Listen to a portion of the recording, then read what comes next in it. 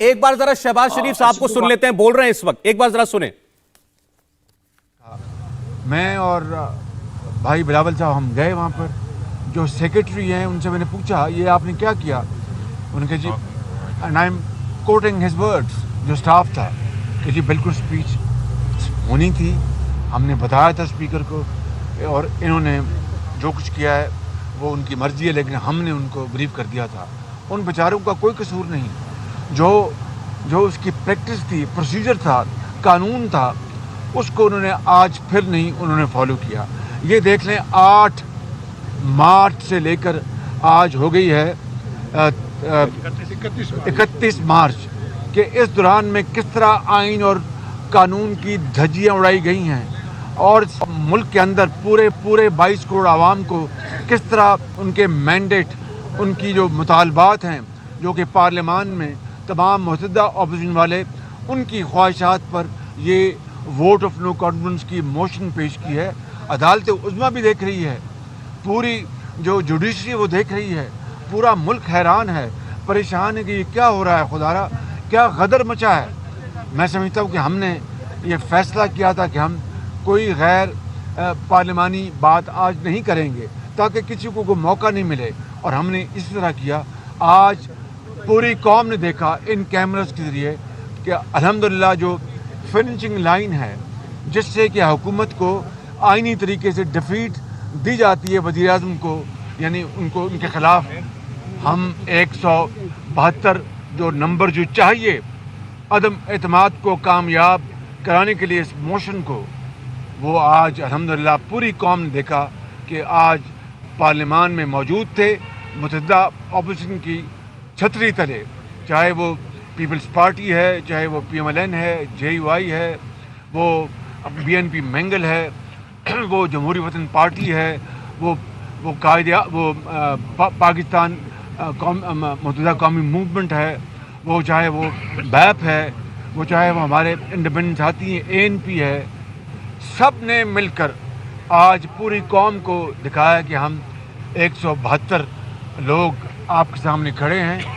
اب اس کے بعد کیا سلیکٹڈ وزیر اعظم کے پاس کوئی اخلاقی, سیاسی, قانونی, آئینی جواز باقی رہ گیا ہے؟ اگر اس کے بعد بھی وہ اس معاملے کو اپنا دھینگا مشتی سے اور دھمکیوں سے اور بے جا غلط الزامات لگا کر اگر اس معاملے کو وہ ڈرائی کرنا چاہتے ہیں تو وہ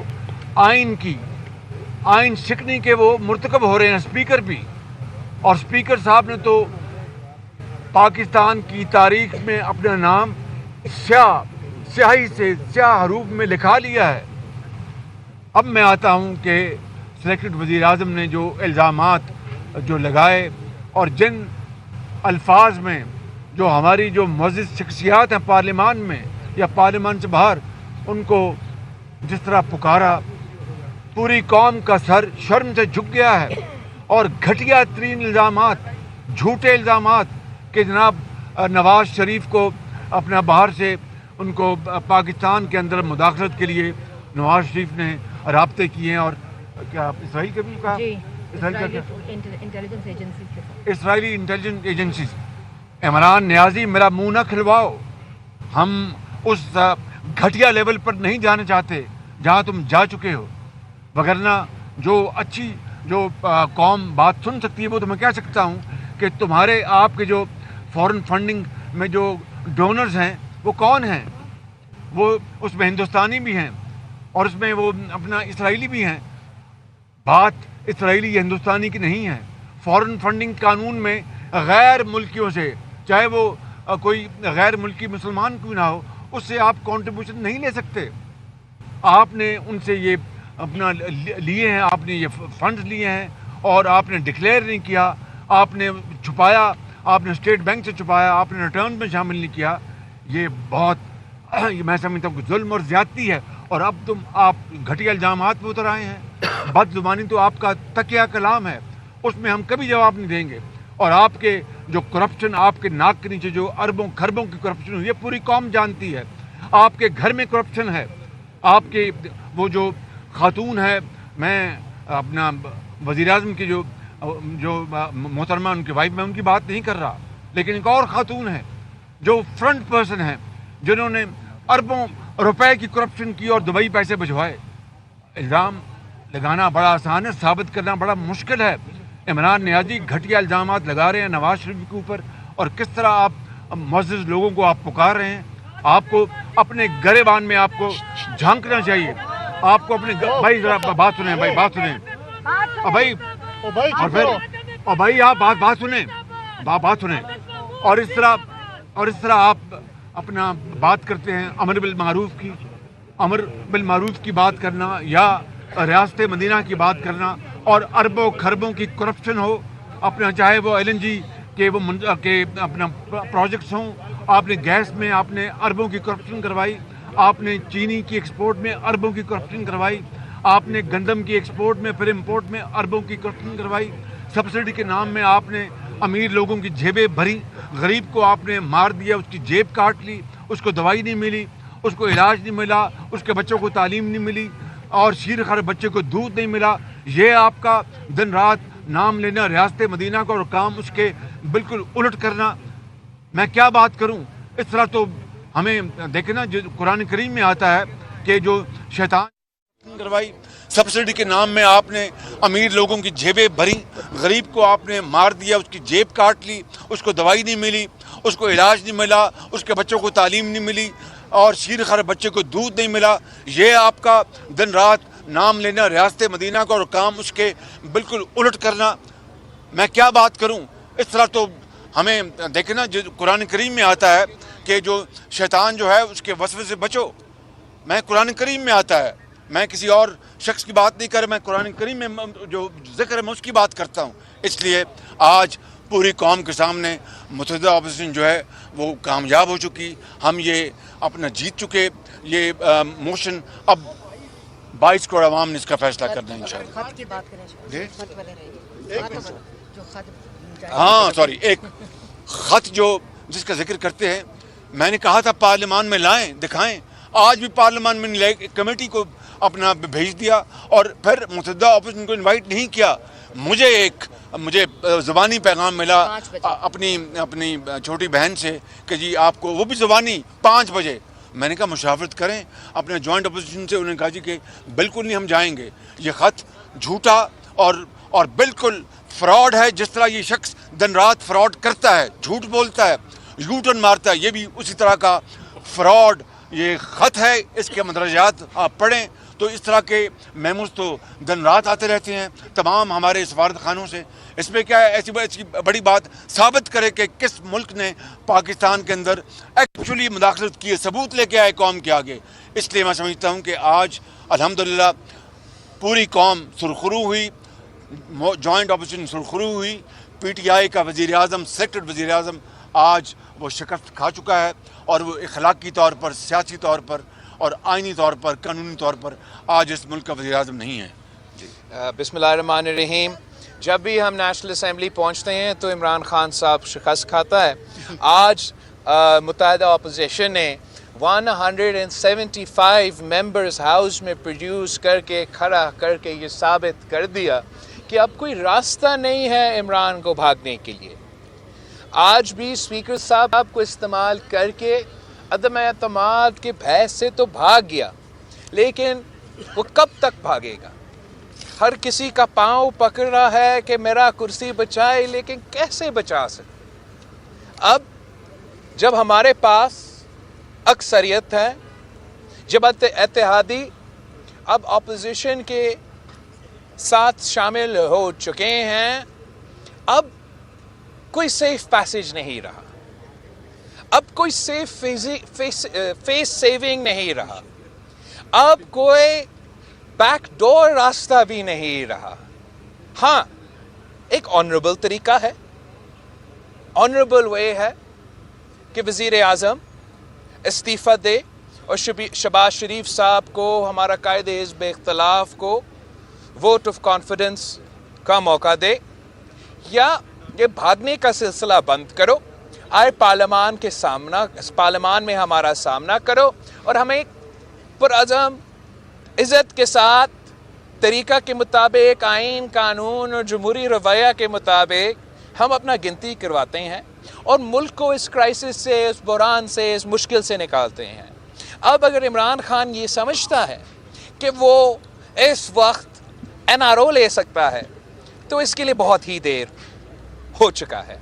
خان صاحب کو یہ جو قدم اٹھائے جا رہے ہیں یہ نہ صرف عمران کے لیے مشکل پیدا کر رہے ہیں مگر ملک کے لیے مشکل پیدا کر رہے ہیں۔ عمران نے یہ فیصلہ کیا کہ جاتے جاتے جتنا بھی نقصان میں پاکستان کا فارن پالیسی کو پہنچے سو تو پہنچا دیں، پاکستان کی معیشت کو تو پہنچا دے تو پہنچا دیں، جتنا بھی نقصان میں پاکستان کے سارے اداروں کو پہنچا سکتا ہوں میں پہنچا دوں، مگر اپنا کرسی بچانے کے لیے یہ نامناسب بات ہے۔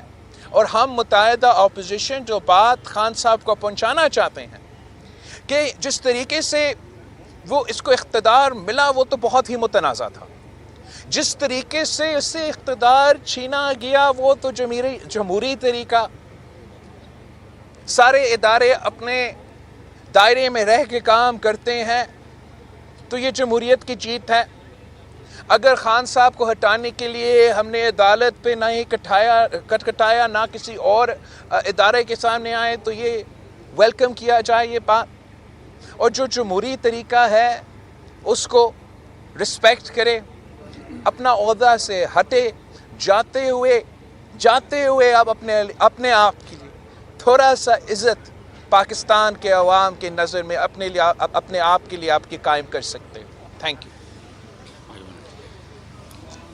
بسم اللہ الرحمن الرحیم۔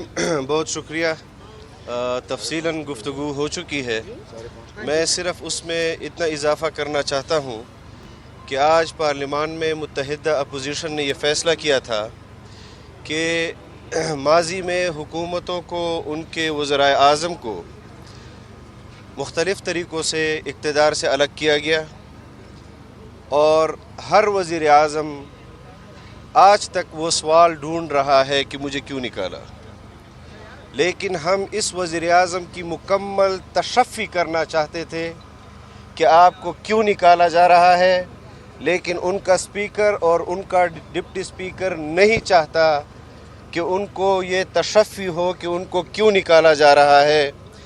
سو ہم امید کرتے ہیں کہ ہمیں موقع دیا جائے گا کہ ہم اپنے عدم اعتماد کو اس پر ڈیبیٹ اس دن بھی کر سکیں کہ جس دن ووٹنگ ہوگی۔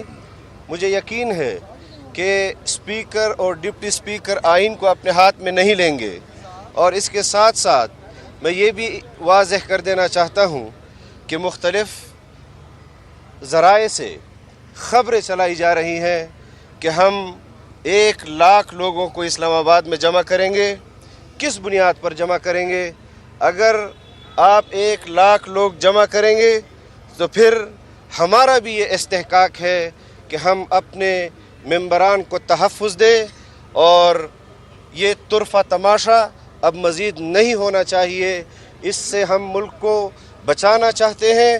ہمارے پاس طاقت ہونے کے باوجود ہم نے آئین اور قانون کا راستہ اختیار کیا، ہم کسی بدمزگی کی طرف نہیں جانا چاہتے، لیکن اگر آپ چاہتے ہیں کہ آپ کے ساتھ اس طریقے سے نمٹا جائے تو پھر جو راستہ اپنے لیے آپ پسند کرتے ہیں اسی طرح کا آپ کو جواب ملے گا۔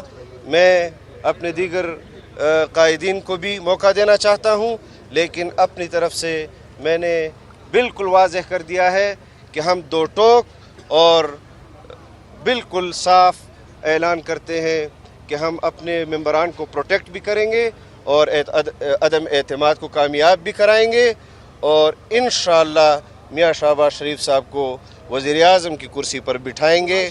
ان کو اپنے وزیر اعظم کی کرسی سے ہٹنے کی اتنی تکلیف نہیں ہوگی کہ جتنا میاں شہباز شریف صاحب کو ان کے کرسی پر بیٹھنے کی تکلیف ہوگی، اور اس نے جو تکلیف قوم کو پہنچائی ہے تو ہم بھی میاں شہباز شریف کی صورت میں ان کو تکلیف پہنچائیں گے انشاءاللہ۔ ایک منٹ بھائی جان۔